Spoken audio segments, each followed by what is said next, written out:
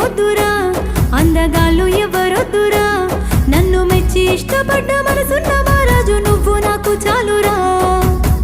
నువ్వు కాదంటేనే నేను చచ్చిపోతా.